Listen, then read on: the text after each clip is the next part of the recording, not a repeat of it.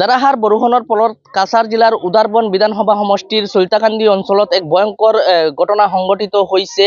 এটা বাসগৃহৰ মাটিৰ দেৱাল খহি পৰি এটা পৰিয়ালৰ দুজনকৈ সদস্যৰ মৃত্যু হৈছে আৰু এই সমগ্ৰ ঘটনাক কেন্দ্ৰ কৰি তীব্ৰ চাঞ্চল্যৰ সৃষ্টি হৈছে চৈতাকান্দি অঞ্চলত। আৰু মই বৰ্তমান উপস্থিত আছো ঘটনাস্থলীত, আৰু আপোনালোকে যি বাসগৃহ দেখি আছে এই বাসগৃহত আজি পুৱাৰ ভাগত এই ভয়ংকৰ ঘটনা সংঘটিত হৈছে। বাসগৃহৰ যি মাটিৰ দেৱাল আছে এই দেৱাল হঠাৎ খহি পৰে আৰু শুই থকা অৱস্থাত পৰিয়ালটোৰ প্ৰায় ৯ গৰাকী সদস্য এই ঘৰৰ ভিতৰত শুই আছিলে আৰু সেই সময়ত এই ঘটনাটো সংঘটিত হয় আৰু দেৱাল খহি পৰি এই পৰিয়ালটোৰ ওপৰত পৰে। ফলত পৰ্যায় পৰিয়ালৰ ৯ গৰাকী সদস্য আৰু এই ঘটনাৰ ফলত ঘটনাস্থলীত তিতাতেই মৃত্যু হয়।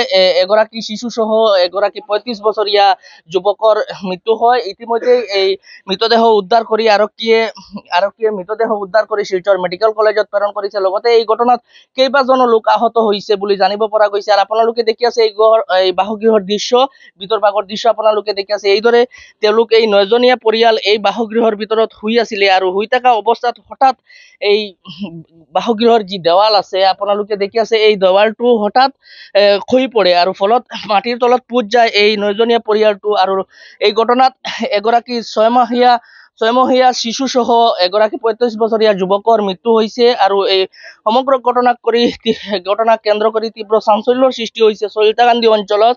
আৰু আপোনালোকে দেখি আছে ইতিমধ্যে আৰক্ষী ঘটনাস্থলীত উপস্থিত হৈ মৃতদেহ উদ্ধাৰ কৰি মৰণোত্তৰ পৰীক্ষাৰ বাবে শিলচৰ মেডিকেল কলেজত প্ৰেৰণ কৰিছে। আৰু যোৱা দুদিন ধৰি ধাৰাসাৰ বৰষুণ হৈ আছে কাছাৰ জিলাত, আৰু ধাৰাসাৰ বৰষুণৰ ফলত আজি এই ভয়ংকৰ ঘটনা সংঘটিত হৈছে কাছাৰ জিলাৰ উদাৰবন চৈতাকান্দি অঞ্চলত। আৰু ইয়াতে এগৰাকী সদস্য আছে এই পৰিয়ালটোৰ, তেওঁ প্ৰত্যক্ষদৰ্শী, তেওঁ নিজে উদ্ধাৰ কৰিছে মৃতদেহ। মই তেওঁৰ মন্তব্য লোৱাৰ চেষ্টা কৰিম। কিটা হৈছিল ঘটনাটা? সকালে ভোরবেলা স্যার কালে উঠছি আমরা, আর ওটার লগে লগে 6:30 অনুমান বাজিব। বাজার পর একটা শব্দ পাইছি জুম করতে সময় আমি মনে মনে করছি আমার দেওয়াল সব পড়ে গেছে। করিয়া আমি দরজা ভাঙ্গিয়া আমরা একটা ভাঙ্গিয়া আর একটা ভাঙছি দরজা গ্রাহক ভাঙ্গিয়া গিয়া তারা গিয়া আমি উদ্ধার করছি। একজন আমার ছোট ভাইয়ের বউ, ওইজনটি উদ্ধার করতে করতে স্যার দেখি ওইজনটি বাইরে করিয়া বাতুর কুটাত গেছি, গিয়া দেখি আমার ভাই আর আমার বাতু যে মারা গেছেন দেওয়ালের মাঠে চাপ দিয়া। এর বাদে আমরা টানিয়া আত্মীয় স্বজন সব আইসন চিকচিল্লা উনিয়া। এর বাদে আমরা তারা আমরা টানিয়া বাড়ছি। কয়জন আছিল টোটাল গরো মানুষ? টোটাল তো 9জন।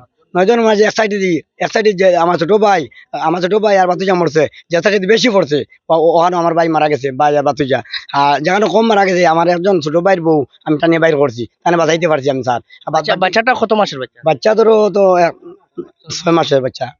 এরপরে পুলিশ আইছে? এরপরে পুলিশ আইছে স্যার। আইয়া সাংবাদিক আইয়া তারা ফটো মারিয়া তারা আমরা জিজ্ঞাসা করিয়া আর আমরা ডেড বডি লইয়া এখন তারা মেডিকেল লইয়া গেছে। এই ওয়ালটা হঠাৎ ভাঙি যাওয়ার কারণটা কি তেমন?